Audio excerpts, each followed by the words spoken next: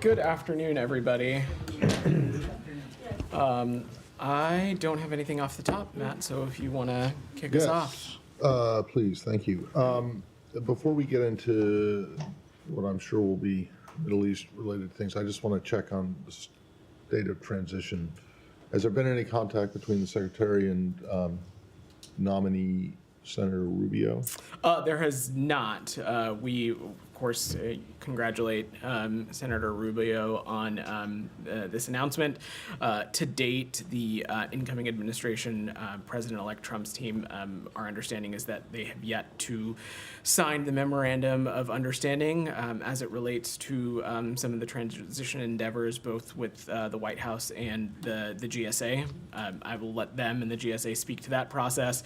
And as it relates to the transition between administrations, transition between secretaries, we stand ready to support that process, stand ready to assist. I have no doubt that in the weeks and time ahead, there will be appropriate engagement between the Secretary, Senator Rubio, engagement between the teams, but of course, first step would be for that MOU to be signed, which... So in other words, that hasn't been... Correct. Yeah, that's right. Okay. Unless anyone else wants to ask about that, I want to go to the Middle East. I think, I don't think your question's on the transition, Ksenia. It is? Okay, go ahead. Exactly my question. What foreign policy changes do you expect and hope to avoid once Rubio becomes Secretary of State? So, I mean, is there anything Secretary Blinken would want him to stay the course on? Ksenia, I'm just going to jump in right there and just echo what you've heard the Secretary, the President, Matt, and others say. There is one president at a time. There's one Secretary of State at the time. The kinds of foreign policy and national security objectives the incoming administration may or may not pursue, you certainly can speak to them. And to the extent that they continue to hold daily press briefings, you can certainly ask them about it after 12 p.m. on January 20th. Till then, President Biden is president, Secretary Blinken is secretary. Matt and I are the ones up here doing the daily press briefings, and we're happy to talk to you about the things that we're continuing to pursue over these final days in the administration, which we have talked about at great length. Anything else on the transition? Otherwise, I imagine Matt and others want to get back to news of the day. Yeah, I just want to, I wanted to ask you about the latest after our exchanges on, I guess it was Tuesday, about the aid situation and this new UN Commission report that is very harshly critical of Israel. One, since Tuesday, have you seen anything that would make you think that they are now more in compliance with the criteria that were laid out in the letter? And number two, what do you think of this UN Commission's? Let me get to the second part of your question first. As it relates to the UN Commission, I've seen some of that reporting, and we've seen some language coming out of that indicative of their belief that some of the actions could be constituted as, and this is their phrasing, genocide. That is something we would unequivocally disagree with. Again, we think that that kind of phrasing and those kinds of accusations are certainly unfounded. As it relates to the humanitarian situation, I laid out on Tuesday some of the steps that we have seen taken. We expect some additional steps to take place as well over the course of this week. Particularly, we anticipate that the IDF and COGAT may make some adjustments to the list of items, the dual-use items that would be allowed to be categorized within humanitarian aid. Certainly, progress in that space would build on the many things that I outlined the other day on Tuesday. And all in all, what we want to see is all of these things in their totality continue to contribute to an improvement in the humanitarian circumstances on the ground. But they haven't done that yet. That we expect a decision to be made on that sometime this week. And there's still been no meeting of this civilian harm reduction. That is my understanding. But again, these items were October 31st, even before the the deadline on Tuesday. Certainly, our hope and our expectation is such an engagement happens as soon as possible. But ultimately, Matt, look, we talked a little bit about this the other day. we want to make sure that these kinds of efforts are sustained over an extended period of time. You and I and many others have had a fairly extensive back and forth on Tuesday about the contents of the original letter that Secretaries Blinken and Austin sent in October, but also the results that we're seeing on the ground. Obviously, colleagues in the humanitarian space had some perspectives and points of view on this and well. And I say all this to say that at the end of the day, we welcome criticism of the United States record. Certainly, we even welcome criticism of Israel's record when it's warranted. But certainly, it ultimately, at the end of the day, needs to be grounded in facts. And the facts are this, is that on many of the items that were outlined in this letter that was sent by the secretaries, we have seen progress and steps in the appropriate direction.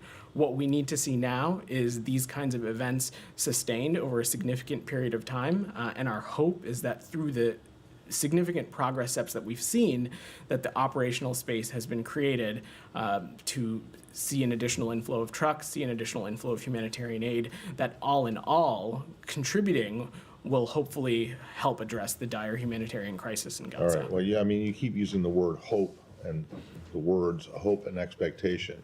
You know, it's just, at this point, it kind of sounds like, you know, thoughts and prayers being offered for victims of tragedies, which are you saying that all accusations against Israel are unfounded? No, what I'm saying is the accusation of genocide, specifically in that UN commission, Yeah. those accusations are unfounded. Also, in the point that I was making about criticism of Israel needing to be grounded in facts, our viewpoint is that some of the metrics that were outlined by some of these humanitarian groups in their scorecard release the other day are inconsistent with what we're seeing on the ground. And just some examples of that, that scorecard said that humanitarian aid had been cut off in the north. That is not accurate from our reporting and not accurate from our engagements with people in the region.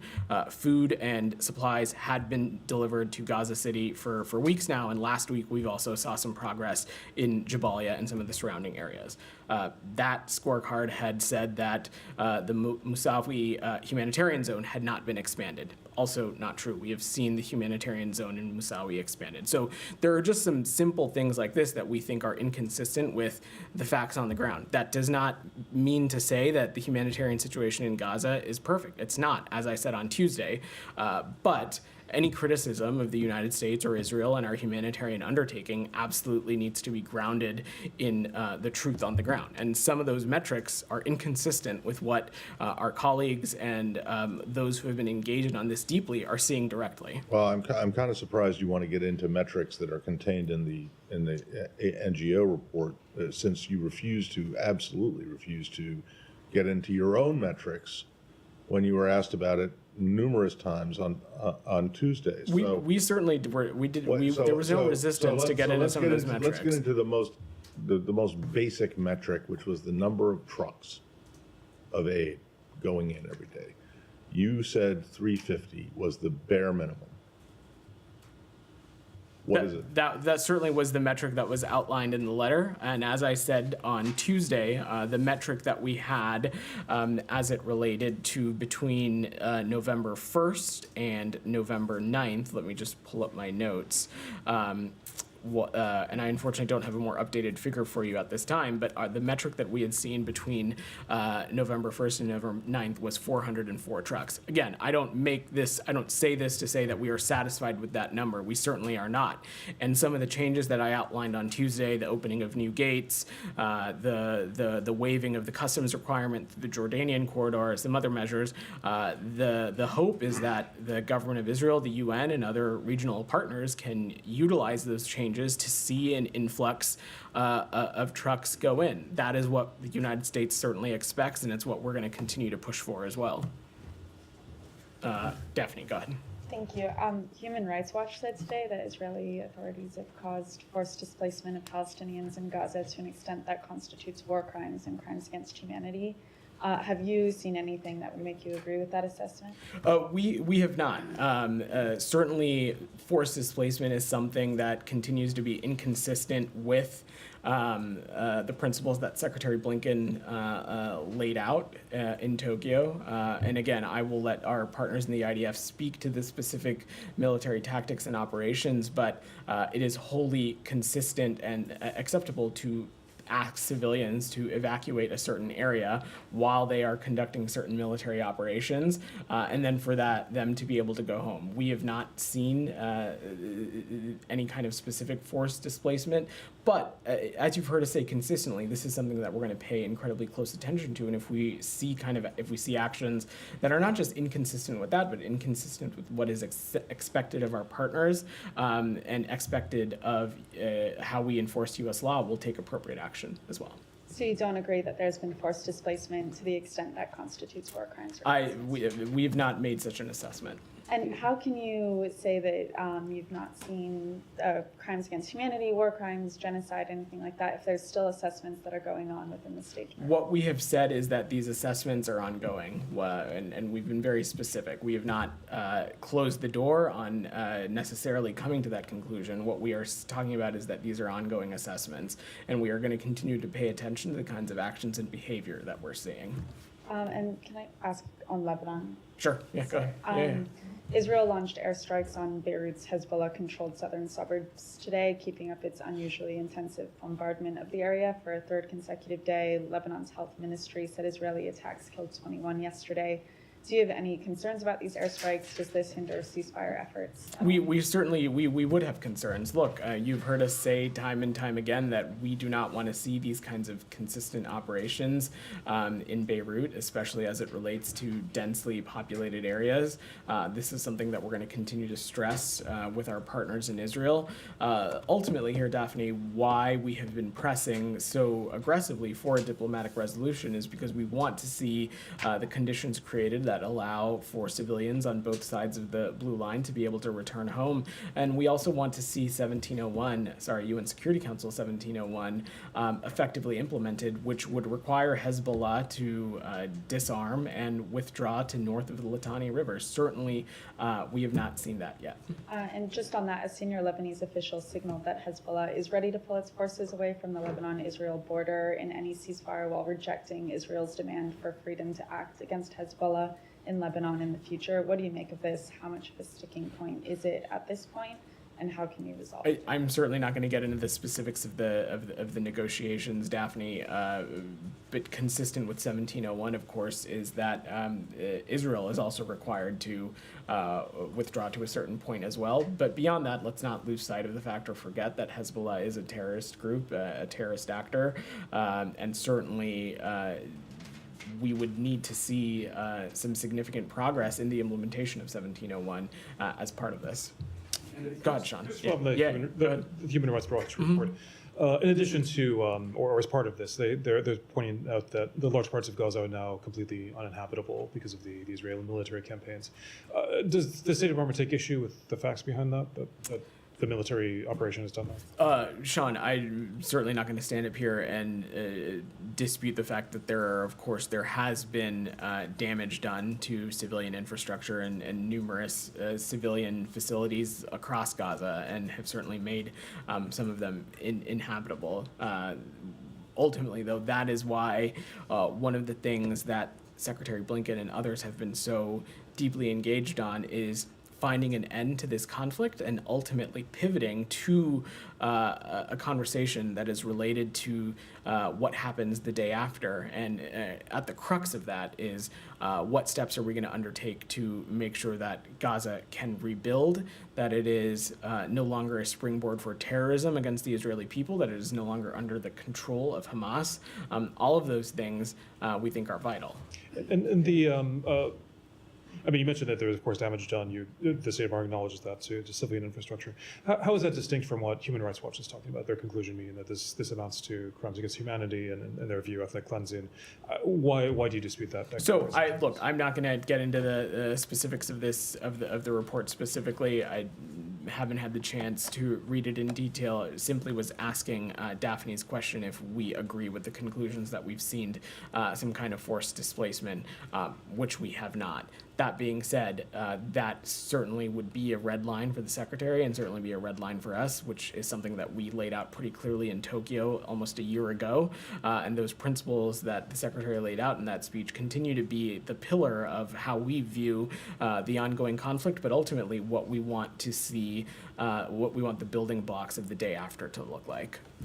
Yeah, go ahead, Said. Unless you had anything else, Sean. We'll come back to you. Yeah. Go ahead, Said. Thank you, Vedant. On the letter itself, I mean, 2 days after the deadline, whatever it is, do you consider the letter to be nullified, canceled, or fulfilled? The content of the letter.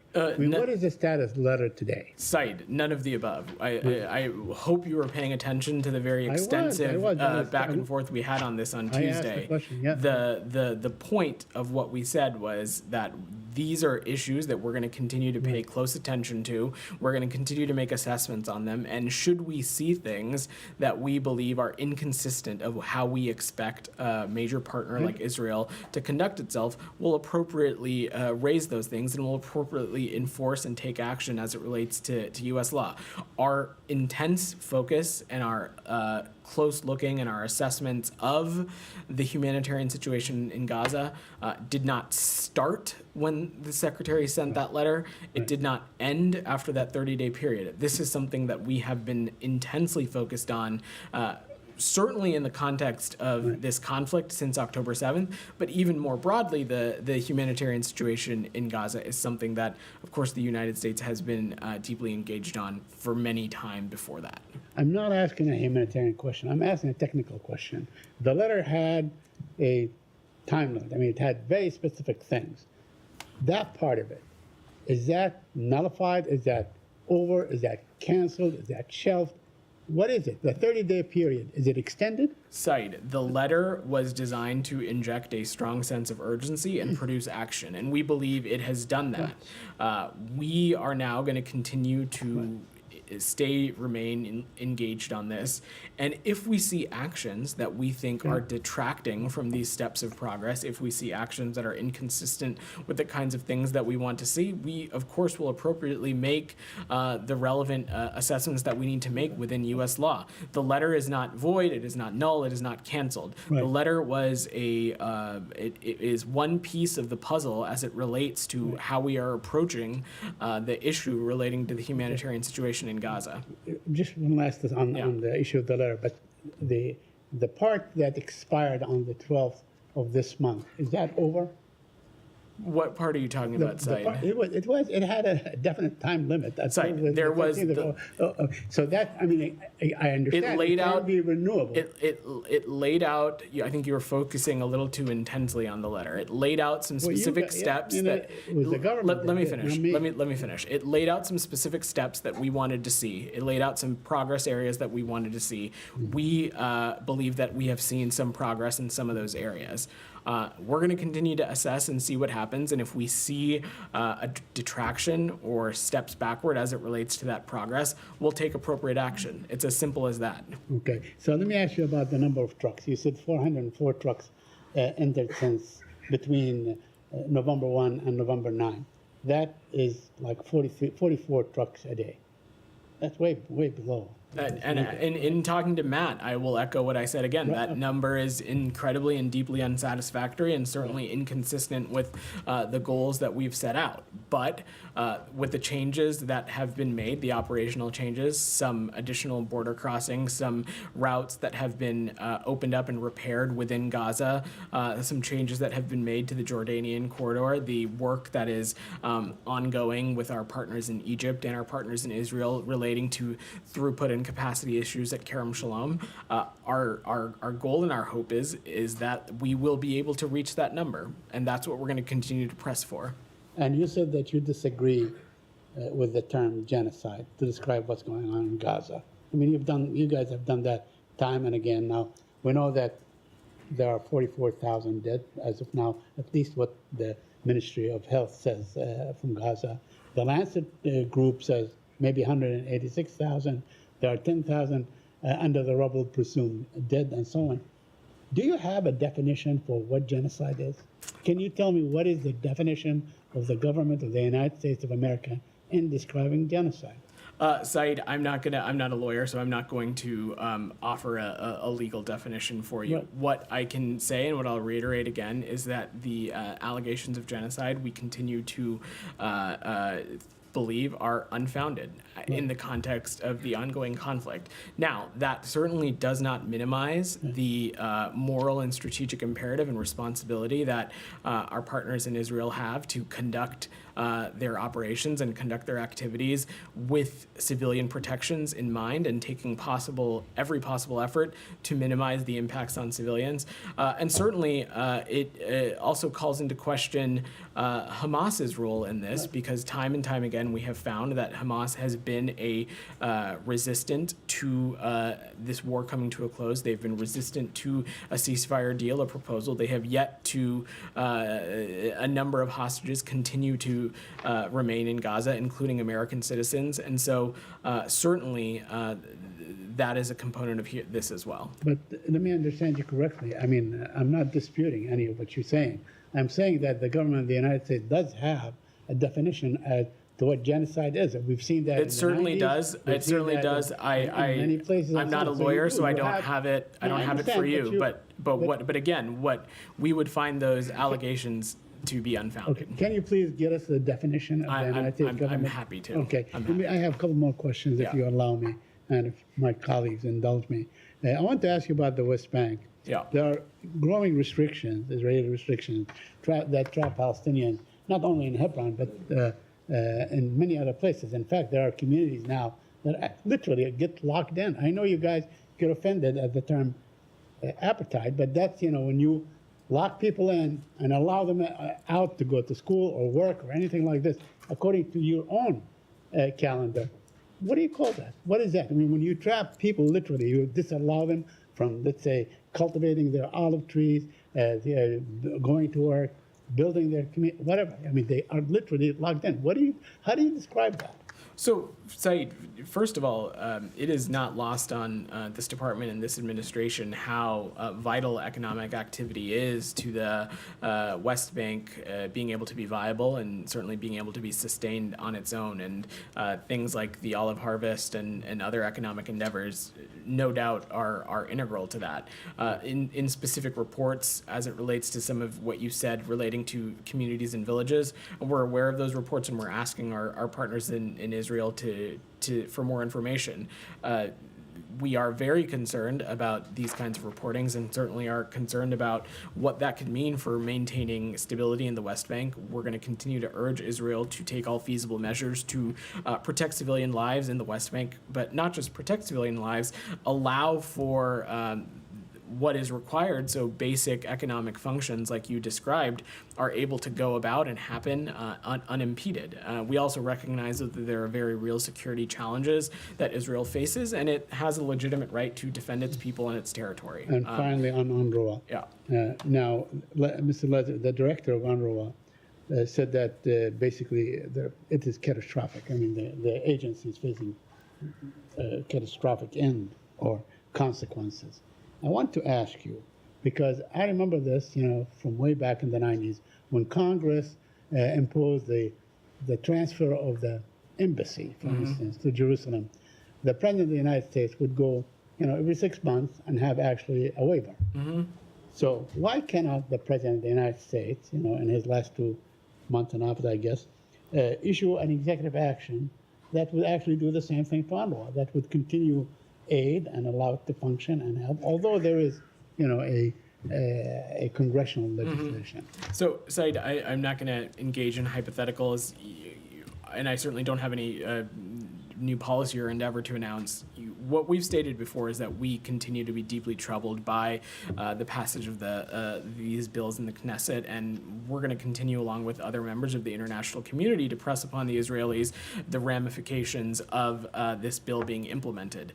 UNRWA has played a critical role in providing millions of Palestinians access to basic healthcare, basic education, food, and other essential services, and it's essential that there be no disruption to those services. As you heard me say on Tuesday, there continues to be about 2 months before that bill, we believe, is required to be implemented. So we're going to continue to press and raise this with our partners in the region, and it continues to be a top priority for us.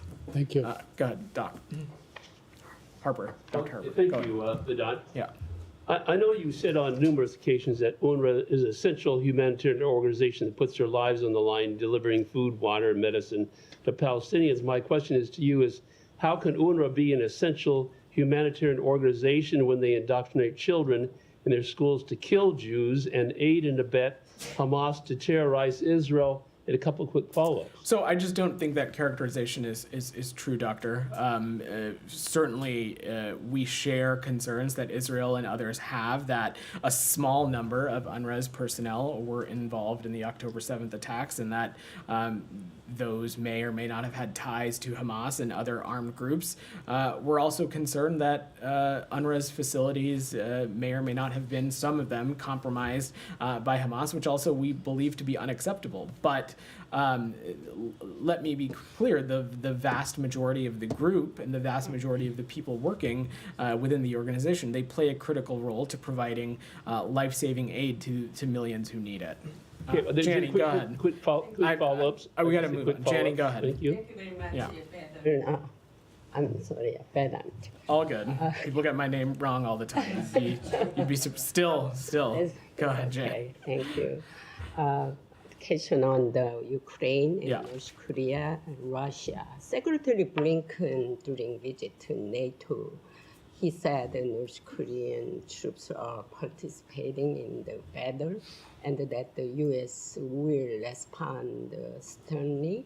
What are the specific response measures, and does it include restriction on the use of long-range weapons? So, as it relates to our Ukrainian partners and any security assistance, we may or may not provide additionally. I just don't have any policy changes to share. But in the context of DPRK troops in the region, you've heard me talk a little bit about this on Tuesday, Janie. And in terms of what our action will be, at the center of this will be dealing with it in close coordination with our allies and partners. Secretary Blinken's comments, you have to remember, we're at NATO, so of course we're going to be talking about this with our partners at NATO, but also the DPRK's involvement in such a thing no doubt causes great concern and consternation for the Indo-Pacific region. And so part of this is working on this collaborative with our partners in Japan and the Republic of Korea as well. Is Ukraine winning the current war? What is the current status in the Ukraine? Because they winning or Russia winning this war? What happens is Janie, you have to look back at the totality of this picture, and since February of 2022, we have seen immense bravery from our partners in Ukraine, from the Ukrainian armed forces. We've seen immense bravery from President Zelensky and his team in leading the people of Ukraine and leading the country, utilizing with great vigor and utilizing with great strategy the kinds of security assistance that the United States and its allies and partners are helping provide over the course of this great conflict. And ultimately, at the end of the day, what President Biden is committed to, and Secretary Blinken reiterated this yesterday in Brussels, is that we are committed to making sure that every dollar that we have at our disposal will be pushed out the door between now and January 20th. That is one of the things he discussed with NATO leaders. And we want to make sure that Ukraine has what it needs to continue to effectively engage on this in 2025 or negotiate from a place of strength. Ultimately, that is up to our Ukrainian partners to decide. And we're also going to be counting on our partners in Europe and others to strongly support Ukraine's mobilization with additional artillery, air defenses, munitions, and other kinds of training for Kyiv's forces. Quick lastly, Okay, go ahead. North Then we're gonna- Korea, yeah. I mean, it was reported that the North Korean troops dispatched to Russia are mercenary, and the salary they received from Russia in return will be used by Kim Jong-un to fund the development of nuclear weapons and WMD. I mean, I don't have any reaction to offer to that, Janie, beyond the close I'm concerned. what we're concerned about is the closening of relations between the DPRK and Russia, and we continue to see these kinds of actions, which are of great concern. Thank Go you. ahead. So IAEA Director General Grossi is in Iran, and he had a press conference.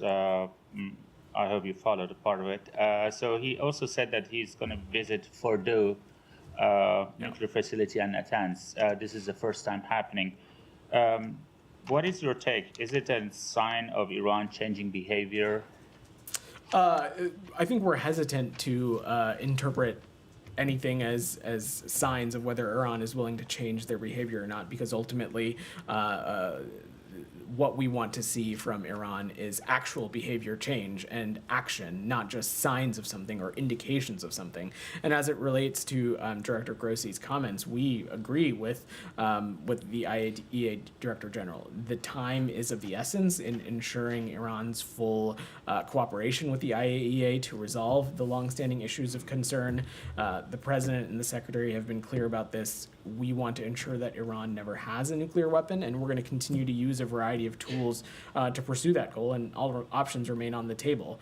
But given that we have seen Iran's escalation across the board, including its nuclear escalations, its track record of a failure to cooperate with the IAEA on longstanding issues, we think that it is appropriate that Director Grossi undertake this. So E3 also in the next week's IAEA Board of Governors are going to push for a resolution against Iran. Is the U.S. on board, given that some Iranian officials are indicating that they will reciprocate by getting out of NPT? Well, we're tightly coordinated with our E3 partners in advance of this Board of Governors meeting, and we strongly support these kinds of efforts to hold Iran accountable. And I will just leave it at that. You know, we're going to continue to work with fellow IAEA Board Governors to ensure Iran's full cooperation with the IAEA. Goyle, and then I'll come back to Thank you, sir. guys. Go My ahead. question is on India, U.S.-India relations. How do you rate today U.S.-India relations and under the new administration and Indian-American communities' interest is after U.S.-India relations immigration? Because hundreds of thousands, maybe thousands of them are still waiting in India. They are not getting appointments for immigrant visas. After the consulate affairs moved from New Delhi to Mumbai, Bombay. And that's a major concern. And 2, 3, 4 years, their husbands and wives are still waiting in India. They are not getting appointment based, especially from the Mumbai consulate. Yeah, so let me say a couple of things. First, what the incoming administration may or may not pursue as it relates to their relationship with India. I'm going to let them speak to that. I am not a spokesperson for the incoming administration. President Biden and Secretary Blinken continue to view India as a vital partner. There are a number of areas which over the course of the past 4 years, you have seen tangible ways in which we have deepened that cooperation, whether that be trade issues, whether that be security cooperation. India continues to be an important vital partner when it comes to the Indo-Pacific, when it comes to global regional stability. And we are very thankful to have been able to deepen that cooperation over President Biden's 4 years in office. And look, on the topic of immigration, certainly fully recognize how important this is to so many people around the world, whether it be visitor visas, whether it be formal legal immigration channels. This is something that we take incredibly seriously, and certainly as it relates to the State Department's remit on this, we'll continue to work and find ways in which we can improve processes. Just a couple of weeks ago, Secretary Blinken and Secretary Gina Raimondo at the Department of Commerce talked about ways in which they have been able to streamline processes for tourist visa processing. We recognize how vital that is to the U.S. economy, and we look forward to continuing to build on that. Thank you, sir. Daphne, go ahead. Thank you. We're reporting from sources that the U.S. ambassador to Lebanon submitted a draft truce proposal to Lebanon's Speaker of Parliament today. Can you confirm this? I don't have anything to offer on that from up here beyond just saying what we continue to remain deeply engaged and focused on is wanting to see a diplomatic resolution, one that will ultimately allow civilians on both sides of the blue line to be able to return home. And has Israel given its okay on this proposal? Again, I just don't have anything to offer as it relates to this proposal. Go ahead, Sean. Sure. Could I ask about COP29? Sure. Sort of a plot twist in climate negotiations. President Aliyev was attacking the Dutch and the French over their foreign policy. It's caused a bit of a ruckus there. Does the U.S. have anything to say about this, about how this affects negotiations going forward? So the specific engagement you might be describing, I'm not fully familiar with, but what I can say is that we do have a robust delegation at COP29 led by Senior Advisor John Podesta. That team is working to mobilize issues surrounding climate finance and building on vulnerable communities' resilience to climate impacts. There's a lot of important work that's been done over the 4 years under President Biden that we think that we can continue to build on in the time ahead, and so that's what we're focused on. As it relates to this specific kerfuffle, as you described it, I'll have to check and we'll get back to you to see if we have anything else to offer. Sure, and an obvious question. I know you can't speak for the incoming administration, but climate, to put it mildly, is one issue where there's a lot of disagreement between the Biden administration and what we expect from the Trump administration. How can the U.S. negotiate? And I realize that Podesta has spoken himself, but from the State Department's perspective, how can the U.S. engage in this meaningfully when everything could be torn up? Well, I think, Sean, what you have to, there's 2 points here. First, U.S. climate leadership over the past 4 years has delivered some clear results. It has created more than 300,000 clean energy jobs. We've seen more than 450 billion new private sector clean energy investments. It is a tool that we think is helping hardworking families save on money, on energy, on transportation costs. The other thing, Sean, is something that people don't think about is that when addressing things like the climate crisis, when you are investing in tackling that challenge, there is a physicality to it. When whether it be in the United States or whether that be in countries around the world, when countries invest in clean energy sources, when countries invest in alternative fuel sources and things like that, there's a physicality to that infrastructure that is hard to just undo with the wave of the pen. So again, I cannot predict or preview what a future administration may or may not do, but the EV chargers and offshore wind infrastructure and things like that we have seen built up under this administration, not just in the United States, but in areas around the world, there's a physicality to that. And we know that that is going to persist and continue, and that is going to continue to play a role in addressing the climate crisis. Go ahead. Yeah. 25 people were killed and many others injured in a bomb blast at a railway station in Pakistan, Balochistan province. A terrorist organization, BLA, claimed responsibility targeting military officers. So what are your thoughts on the recent surge in deadly terrorist attacks in Pakistan? So, firstly, we strongly condemned the BLA Majid Brigade's November 9th bombing at a railway station, and we extend our deepest condolences to the victims and their families. We have a shared interest in combating these kinds of threats with Pakistan. We have a shared commitment to regional security. The U.S. itself has designated the BLA as a specially designated global terrorist organization. We did that back in 2019, and at the end of the day, we're going to continue to stand shoulder to shoulder with Pakistan in its fight against terrorism and violent extremism. The day after Donald Trump won the elections, Afghanistan Taliban offered congratulations to the American people for not handing leadership of their great country to a woman. Taliban leaders expressed optimism that Trump election would enable a new chapter in the history of U.S.-Taliban relations. What is your response on this? Well, I can't imagine that the Taliban are experts when it comes to leadership under a woman or not. Look, I'm not going to preview. It's not for me to speak to what an incoming administration chooses to pursue or not pursue as it relates to Afghanistan policy. But the Taliban are hardly credible voices when it comes to the role women play in their society and the role that women leaders play. And what you've heard us say time and time again is that for as long as the Taliban continues to essentially hold back 50% of its population from fully integrating in society, fully participating in society, it certainly is not going to be able to reach the international recognition that we know that they're seeking. The last question, if I may. Yeah. There's a big cricket event in Pakistan. Cricket. Oh, Champions Trophy. Didn't have that on my bingo card. Go ahead. It's the biggest event after the Cricket World Cup. And India, due to participate in that event, but the Indian government refused to send Indian cricket team to Pakistan. Last time Indian team was in Pakistan in 2008 due to political tensions. India never traveled to Pakistan. So, do you really think that mixing politics with the sports is a good idea? What is your... So, look, first, as it relates to relations between India and Pakistan, that is certainly for them to speak to, whether it be through sports or other things. I will let them speak to their own bilateral relationship. Certainly not something for us to get in the middle of. But sports is certainly a potent and connecting force.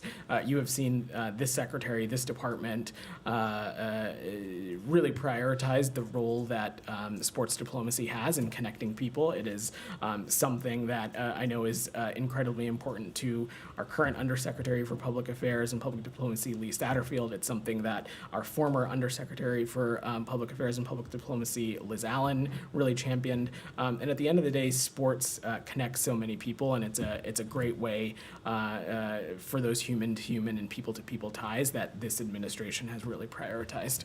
In the back, go ahead. Thank you so much. Yeah. The question is on Mexico.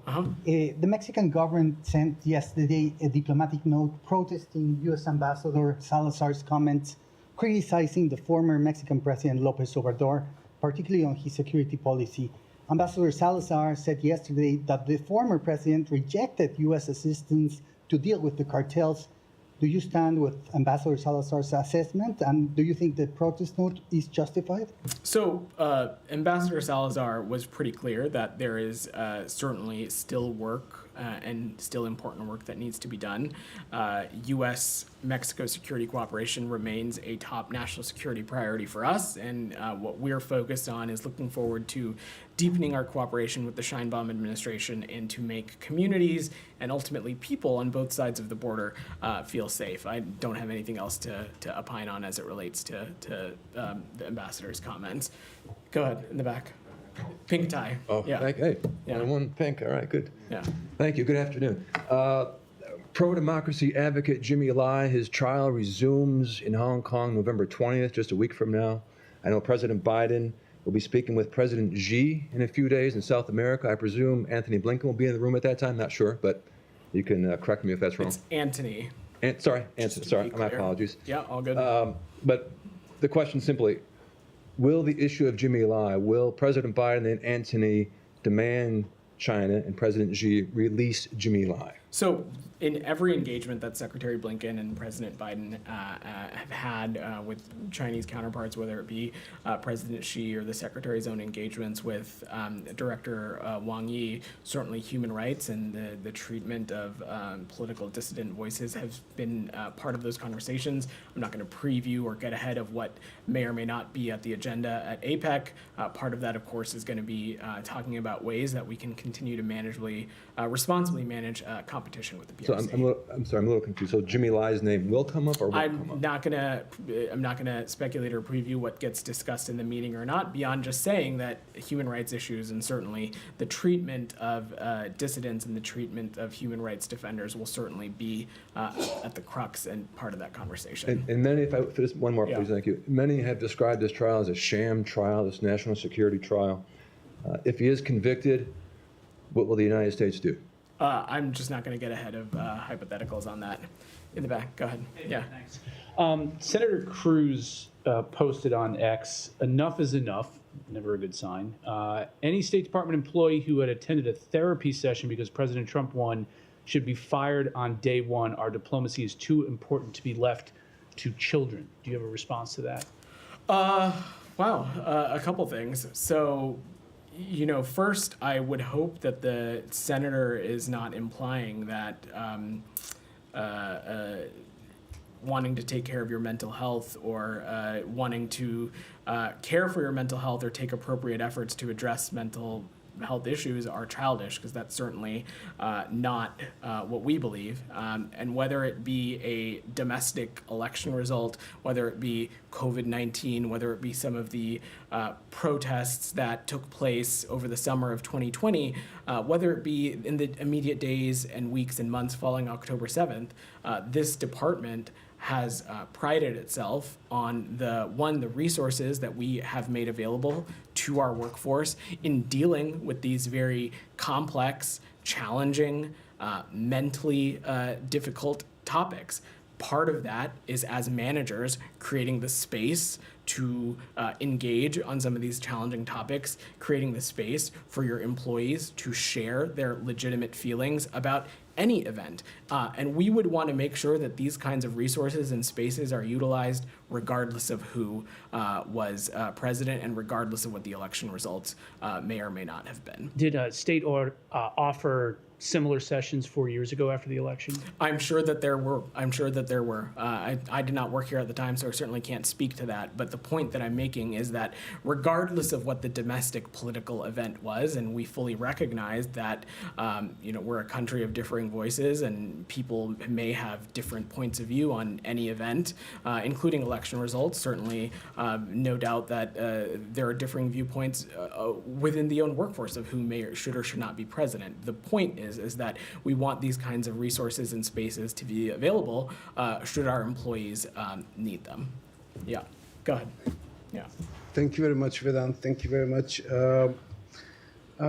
This British national, Miss Ellis, recently went to Pakistan to meet the family of Ajab Khan Afridi, who had kept her captive. And she went there just to pay respect the time that she spent there as a captive. I promise that this couple of weeks that you and Matt are here, I will fully respect you as I always have, and I'll treat you with kindness.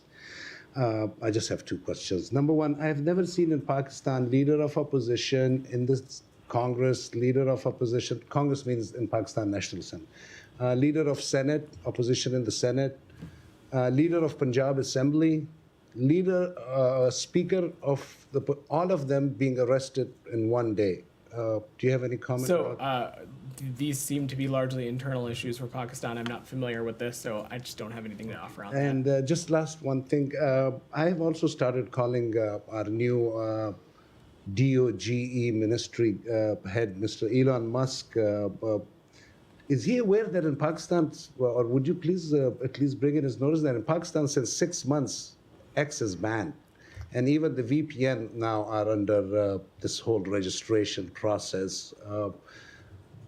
I know my colleague has brought you notice. So, look, on internet freedom issues, which I think is the crux of what you're asking about, these are the kinds of things that we raise with countries around the world, including, of course, through our bilateral relationship with Pakistan. And I'm just not going to opine on what Mr. Musk may or may not know. But look, internet freedom is something that we'll continue to raise around the world. All right. Thanks, everybody. Thanks, guys. Thank you.